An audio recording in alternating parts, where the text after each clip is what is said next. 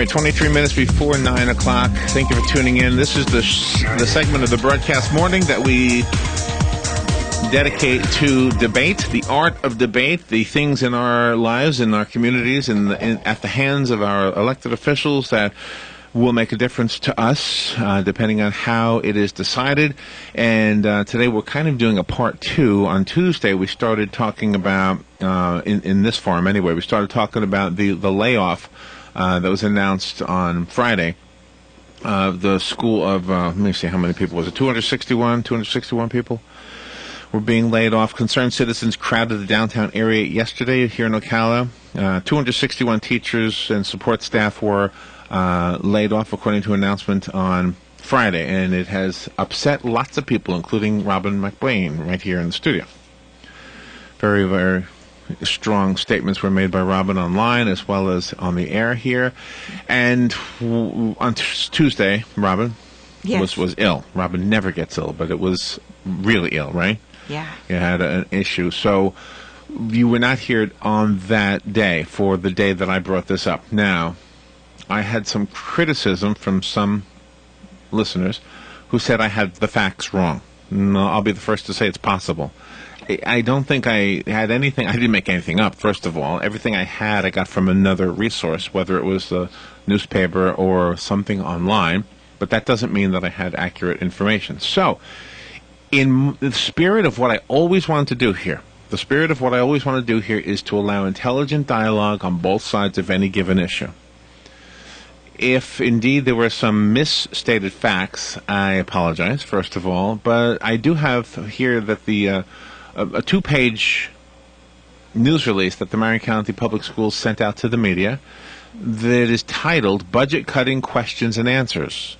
And Robin, you have already put this on Facebook. Yes. So you can read it verbatim. I want you to know that you can do that, because there's no way I'm going to be able to read it all unless I don't allow anybody to call in, but I want you to be able to call in. Now, the debate was whether or not something else could be cut instead of the things that were cut. That was the debate. What happened instead on Tuesday was that the emotional response to this was more of the discussion than the actual practical suggestion part of this. What can be done? In fact, I would say that even yesterday's turnout on the downtown square was more about an emotional response rather than some practical suggestions that our elected officials might opt to do instead of laying off the people that were scheduled to be laid off, okay? Mm-hmm. So, with that, I won't say a whole lot more. I just want to read real quickly. If you want me to read more of what I'll give you samples of, then I will. But I want you to be able to speak on the air. All of these are recorded, by the way. All of these Open for Debate programs are recorded. They are not, however, all put on the Internet. This one will be. The reason I want to do this is because if I was unfair on Tuesday by saying something that I thought was true that wasn't true, again, I apologize, and this is a way to make up for it. But we really need to be respectful of the intelligence of people on both sides of any given issue. This one is a big one. People in our own community are now worried that they're not going to have a job. And that's pretty important stuff. So let me just tell you what the Budget Cutting Questions and Answers news release addresses. I'm just going to read some of this, not all of this. The first thing it addresses is it asks this question: why not cut at the district level? The answer it gives is Marion County Public Schools has eliminated dozens of district positions over the last 5 years, reassigned others back to the school level, and has the second lowest administrative cost of the 67 Florida school districts. The district has foregone major technology upgrades, bus purchases, and other big-dollar items to keep more resources directly in the classroom. In the last decade, Marion County's population grew 24%. During that same time, the district built 6 schools, added 434 teaching positions, 229 support positions, 10 school administrator positions, and eliminated 145 non-instructional positions. Given this, the district also cut its budget by $30 million since the year 2007. The next item that the news release addresses is first-year teachers. And this is what it says. 53 art, music, physical education, media specialist, vocational administrator, and testing coordinator positions, along with a number of other school-based teaching units, were eliminated from the 2013-2014 staffing plan. 160 first-year teachers were laid off to create vacancies for these teachers who have more seniority. That's the, I guess, the facts about who was laid off there. Why eliminate art, music, and PE from elementary schools is the next question. The answer in the news release says these programs have not been eliminated. Apparently a misunderstanding there. All elementary students will still receive these programs, but with fewer teachers. Okay, well, hold on. We're going to let you argue and debate this in just a second, so hang in there. What about files on my H drive classroom computer? That's the next question. I don't know that I understand that one, but this is the answer. If teachers want access to stored files, they should save them to a thumb drive. Another option is to create a free account online offering free storage. This sounds like it's mostly for the teachers, huh? Yeah. And transfer those files to their online location. Teachers will not have access to files once they are no longer employed by the district. Wow, okay. That's just for teachers, I guess. The next question is, why not get rid of the bad teachers so new teachers can stay? And the answer is, teachers with poor performance are released by their principals during the year or not reappointed for the next year. However, the number of teachers released for performance reasons did not create the number of vacancies necessary to place more senior teachers whose positions were lost in various cuts. The district hopes to rehire some first-year teachers to fill any remaining full-time teaching positions and certified substitute positions. And then it defines what a certified substitute is, and I won't read that whole thing. Then it asks this question, which some of you brought up on Tuesday. Why not cut school board and administrator salaries? Yeah, Grady called in this morning. He couldn't call in now, but that was his solution to cut the salary. Well, this is the answer to that. Now, if you remember, well, you weren't here, but I did the math on that one. Maybe I did this on Monday. And in the math, they don't make that much. I mean, everybody thinks they make a huge amount, but I did the math, and it wasn't much. School board member and superintendent salaries are set by the state of Florida based on population. School board members and superintendents have no control over their salaries. Other administrative salaries are set at the local level. Marion County Public Schools are consistently ranked in the bottom 5 when it comes to administrative costs for Florida's public school districts. And then it asks about raising money, and then it asks, why are you building new schools if the budget is so bad? That is addressed with this answer. A half-cent sales tax approved by and collected from voters is paying for Legacy Elementary, which opens this August. The sales tax also built Liberty Middle School, Marion Oaks Elementary, and Horizon Academy at Marion Oaks. The classroom size is addressed in this news release. I'm not going to read all of it. How can teachers get a raise when new teachers are losing their jobs is the next question. Full-time teachers are receiving a state-mandated pay raise of about $7 million in the Marion County Public Schools. How this money is dispersed requires negotiating and approval from the local teachers' union. Why not force early retirement on employees? We cannot force, but could offer an early retirement plan is the first sentence. I won't read the whole thing. Why are you canceling dual enrollment classes? And then it says we're not. These classes will continue, but at a yet-to-be-determined cost due to a new state law. What about the 4-day school week is the next question. And then the answer is, although once considered, this is not a viable option now because of state funding. And you remember, the community was in an uproar about that, too. Oh, yeah, that was nuts. The next one it addresses is why offer summer institutes and classes that pay teachers.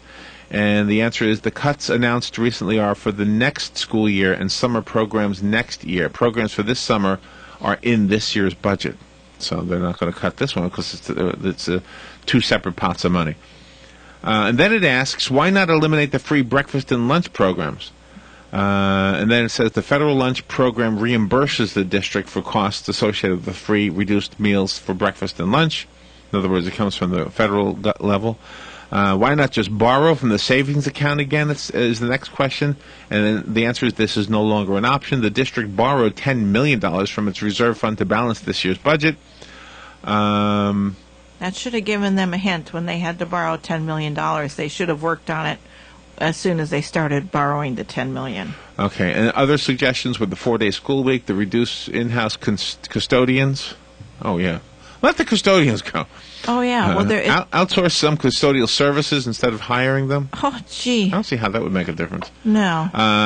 Anyway, so that was... I didn't read every single word from the news release because I want to make sure you get on the air. I went 2 minutes over what I normally do in my intro, so for those of you who are going to complain I spoke too long, I didn't. I did, 2 minutes long. But let's go now to the phone. I know you've been waiting patiently, and remember, the whole point of this is to debate. So you're debating now the thing I just read from the Marion County Public Schools news release. Good morning. You're first. Hi. Good morning. Hey, Dick. Yep. One word. Obamacare. That's it? Obamacare. Nothing else? Currently, the Marion County School Board and or Commission, whatever, they see that that this whole Obamacare thing is going to destroy the economy. Number one, as it is purposely being destroyed so they can, in my opinion, bring in a dictatorship. Of course, I'm a whack job, but this is going to cause chaos. And I mean, there's going to be a financial collapse, according to some folks, other whack jobs, of course, that's going to make the Great Depression look like. Make the connection between that so and... they see that the cost per teacher for this Obamacare, they're already talking about $20,000 a year for the average person to keep their health insurance. So if the school district is going to get hammered with this same thing per person, then the way they can preserve to a maximum degree the school system that they have is to eliminate people. I got you. So in other words, what you're saying is it's not the fault of the local authorities, it's really the fault of the federal authorities. That's my opinion, right. And I'm sticking to it. All right. That actually makes sense. I don't disagree with that one. So, in fact, I think they're looking ahead because as of yet, the real nasty stuff about this Obamacare has not kicked in yet. But somebody on the school board or in the county commission, whatever, some of them see that this is coming. Could be, yeah. All right, hey, I hadn't thought of that. Right, thank you. I appreciate that. I didn't know where he was going at first, so yeah. If I sound like I was being smug or smart aleck, just the way I am, I'm sorry. But I didn't know where he was going. It made sense to me a little bit. Good morning, you're on the air. That makes absolutely no sense at all. Why? What you just said. Because there's this funding problem has been going on for years, long before there was any affordable care program. Wow. It's absolutely ridiculous. His comments are, anybody that would buy in with that would be buying several bridges today in Marion County too. But anyway, the problem is this, and I think partially Robin touched on it. Look, when they started borrowing money, there have been just all kinds of signs that this school board was going to have financial problems. Like I say, for years, when Mr. Yancey was in there, he came up with several different proposals to prolong this thing, and they ended up. One was borrowing, and the other issue was this. Look, you got 5 school board members, and they run basically saying we got the answer, and the superintendent. Look, these people, you cannot turn around and say, well, it's not their fault. Look, nobody forced them to run for those positions. Number one, they should be well aware of most of the problems that they're going to incur and have the answers when they take the office. People say, well, no, you can't. Well, yes, you can. Because there are other counties around us that somehow seem to have dealt with this issue without ruining and laying off that number of people. I mean, Lake County had a situation not too long ago. They pretty well handled it pretty good. There was a lot of controversy. They have been laying off music and I mean, and art teachers for quite a while. What they say is, yeah, you're going to provide it, but what they don't tell people is that those kids, they don't get those types of courses every day. and they take and use the instructors at different schools. At they use one instructor may have to work 2 or 3 different schools, and so they're not absolutely being honest in that instance. It's easy to be critical, and I'll be the first to admit that. But when you step up to the plate and tell the voters, I've got the answers, then you should be held responsible when election time comes. Well, I'm not going to disagree with that. That makes sense, too. But same thing happened with the sheriff department. If you go in and say, I'm not going to raise the budget, and we don't need any tax increase, and then you turn around and tell the people we need a 26% raise, then you outright, flat out lied. And you should be held responsible for that. But these things, all of these issues, this financial crisis could have been dealt with. There should have been long-term planning in regards to this a long time ago, because this, as I said, this is something that they've been talking about and debating for a number of years. And for those that have watched and listened to school board meetings, should be aware of that. So I'm not going to say, that it's an easy position, but I will say that, and there are certain legislative things that should have been attended to in regards to this matter too. All right, thank you, Lenny. Have a good one. I don't disagree with what Lenny's saying there. I just let me just defend actually what Dick said. Sometimes Dick and I don't agree, and sometimes we do. And in this case, I wasn't sure how I felt about it. And I'm not saying that Obamacare had anything to do with this budget this year, and that's what Lenny's point was. It had nothing to do with this budget or even next year's budget. But what Dick was pointing out is probably something a lot of business people are looking ahead to, is the fear that they're not going to be able to keep the same kind of a payroll going if they've got to add money for health insurance. I'm just guessing that probably is part of what's being discussed right now. Whether it has something to do with this is a different story. It doesn't say it anywhere, so I don't have any reason to believe it. But it's good speculation, I think, on Dick's part. Good morning. You're next. Hi, it's Sarah. Hey, Sarah. Several years ago, pink slips went out to, I think it was almost 500 teachers in our district, because we didn't have the money to pay them, and federal stimulus money that everybody says didn't do anything kept those teachers working. That money came through, it kept the teachers working, which kept the teachers going to the dry cleaners and buying groceries and making their mortgage payment right here in Marion County for a long time. Now, so we had, in 5 years to go, wow, we only have this much money. Maybe we should try to fix our funding. We had 5 years where somebody gave us a break, with federal money. Yes, I know it's our tax money, but it came back to us. Our federal money, we paid in, they sent it back, and it kept it in our community for, I think, upwards of 5 years. And we had 5 years to fix it, and we tried to get a referendum to get a half a penny to support schools. The problem is one of many, because I don't think any one thing is the answer to this.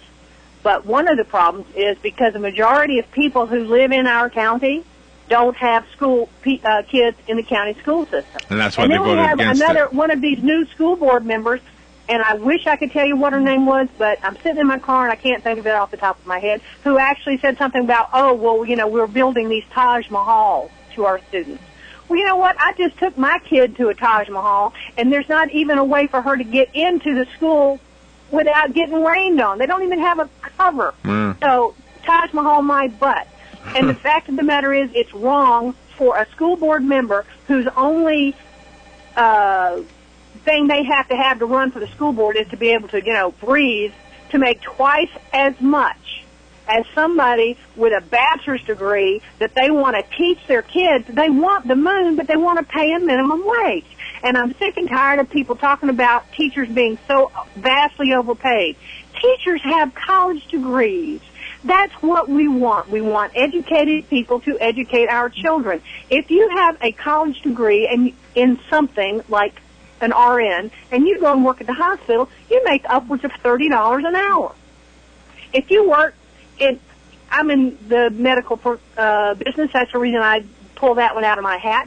But it's not right to require somebody with a college degree to work for less money per year than you will make working at McDonald's. It's not right that a school board member who has to pass no test or have no qualifications to run except to be breathing to make twice as much as they want to pay these people. There's one reason behind this full-time substitute, and that is because they get no benefits, and therefore they're breaking the backs of the union. This is no different than any other deal. Oh, yeah, we'll be happy to keep you on as a teacher, but we're not going to actually pay you as a teacher. We're going to make you a permanent, part-time, no-benefit employee. No, well said, Sarah. I don't disagree with what you're saying at all. $18,000 a year. No, I'm with you, and I know Robin's with you. I appreciate that. Thank you. Yeah. See you. Bye. Now, Joe handed me a note asking about lottery money. And what I understand is that we were duped with this whole lottery thing. We were told that the lottery would add to the school budgets. And what they actually did was they replaced the already existing budget with the lottery money. So the lottery didn't really add to the budget, although, I mean, you can go to the lottery website and you'll see all kinds of statistics about how much money is distributed to the schools, and I'm not doubting that that's happening, although there are people who do doubt that. What I'm saying is that, and this is what I was told by those people who know more than I do, is that the actual budget before there was a lottery was replaced by the lottery. Right. Not added to from the lottery. The politicians took it away. They tricked us. Good morning. You're next. Good morning, Larry and Robin. Welcome back, Robin. Thank you.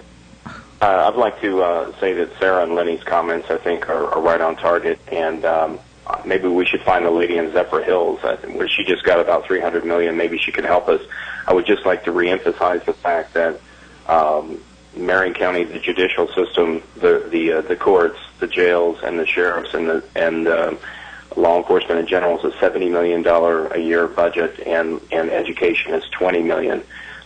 So I think if we brought jobs that paid living wage salaries to Marion County, people will pay their taxes, can afford to pay the taxes. You may remember, Larry, you're a musician. The Marvin Gaye song, I don't know the title of it, but it was so poor you can't pay your taxes. And I think it's sad that we punish our children by neglecting our civil responsibilities. And I stand with the teachers. And yesterday it was a good protest, and most of the folks stood out in the rain, and there were a lot of children there. So I was very proud to see that. They were very squared away families, and I thank you both for supporting the situation. Thank you. All right, thank you. Well, just from our point of view, we've never veered from that. What I wanted to say is thank you, everybody, for contributing. I know it's hard with such a little bit of time. We didn't get everybody on. Robin has placed the entire news release that the Marion County Public Schools submitted to the media onto the WOCA Facebook page. It is titled Budget Cutting Questions and Answers. It is dated with yesterday's date. It was sent out yesterday to all of us in the media. I don't know that any publication or radio show will publish or broadcast the entire thing. It's probably impractical. So it is on Facebook, word for word. Robin placed it on Facebook. You can see it right now on the WOCA Facebook page. That's probably what you need to read and respond to. All right. Thank you, Rob. Thank you, everybody. We'll take a little break. It's time for Veterans News. Ocala's information station, 1370 WOCA. Ocala. ABC News Now. I'm Karen Chase. White House officials say they weren't listening to anyone's phone conversations, but a report says administration officials did track the phone records of millions of Americans under